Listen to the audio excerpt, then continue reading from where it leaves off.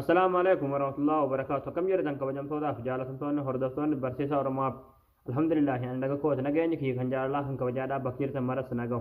إجا دا وتوتن كيا فيديو راكنا كيساتي ونن ديسمبر تيسو يوتيوب بين سيرة هارو باسجرا رسالة مسرات أرجعتن خناي تودا يوتيوبروتا هندا إيميل رتي رسالة كوني أرجمة جري تودا دعافة ديسمبر يبولي كودا سدي أرجمة تودا.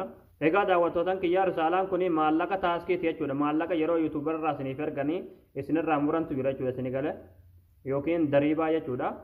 Wanni kun dariibaa yookiin maallaqa taaskiiti jechuudha. Kan uummanni yuutuubara maallaqa keessanirraa maallaqa isin yuutuubirraa dalagattanirraa isinirraa muruudha jechuudha isinii gale. Kanaafuu akka maallaqa keessanirraa uummanni taaskiidha yookiin dariibaan isinirraa hin muranne risaalaa kana guutaadha jedhan jechuudha. Haala risaalaa kana itti guutaniin isin barsiisaa jechuudha. Egaa daawwattootaan kiyya warroonni yuutuub chaanaala keenyaaf haarawwataa ta'an baga nagaan dhuftan jechaa barumsa dabalataa argachuudhaaf chaanaala keenya sabskiraayib godhachuun dagatinadha. Yeroo sabskiraayib gootan barumsni asirratti dabarsinu guyyaan nama dura akka simbira ga'uuf mallattoo notifikashinii san kilik itti godhaachi booda ool kajetturra kaayyadhaadha. Barumsaan garraadhaa isin darbee yuutuub chaanaala keenya jala seenaadha. Viidiyoo barumsarraa argattan viidiyoo baay'eetu jira waan isin dhiberraa baradhaadha. Waan gaaffii isinitti immoo komentii jalatti nu barreessadha. Maatiiwwan chaanaala keenyaadhaa immoo viidiyoo keenya laayik sheer gochuudhaan nu jajjabeessuun dagatinaadha. Egaa gammanumaan hanga barumsaa isin dabarsa hanga xumura viidiyoo kiyyaatti na faana turaan hordofaa isin jira.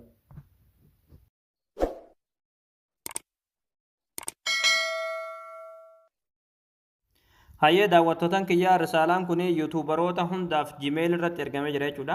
Risaalaa kana warri hin argina jiraatan jiimeelii keessanirraa ni argatan jechuudha. Jiimeelii keessanirra galtaniiti. Egaa kunoo inni kana jechuudha isinii galee. Kana inni risaalichi jechuudha. Risaalaan kun daruuriidha jechuudha guutuun isaati jechuudha. Egaa risaalaa kanatti guutuudhaaf carraa hanga bulii Diseembara 31 qofaadha qabdan jechuudha isinii galee. Akira ji'a kana ittiin booda itti guutuu dandeessan jechuudha isinii galee. Kanaafuu carraan isin hafe bulimaa muraasa jechuudha. Hundi keessanuu guutuu qabdan jechuudha isinii galee. Kina hundi kana jechuudha. Haala amma risaalaa kanatti guutan isinitti agarsiisa jechuudha. Risaalaa kana adseensii keessanirra galtaniiti guutan jechuudha isinii galee. Yoo barbaadan googilii keessan adseensii irraan isheen hundeessanii yoo barbaadan ammoo asirratti kunoo gootuu adseens kan jedhamu irratti kilik gootanii achi booda kiroomii keessanii filattanii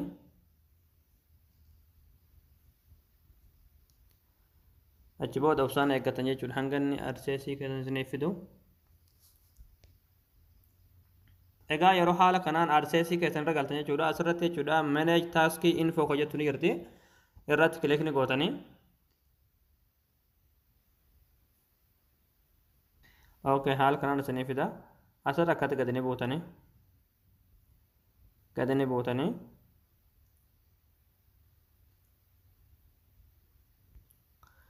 asirratti jechuudha manage delivery kan jedhamu irratti kilik ni gootanii achi booda haala kanaan isiniif fida. Yeroo haala kanaan isiniif fide barreeffama sanduuqa kana keessaadha jechuudha dubbifni keessatti dabarsin jechuudha asirratti raayitii kana sanduuqa kanarratti ni guutanii achi booda yeroo sanduuqa kanarratti raayitii guutan jechuudha asirratti update delivery kan jedhamu irratti kilik ni gootanii ukalas.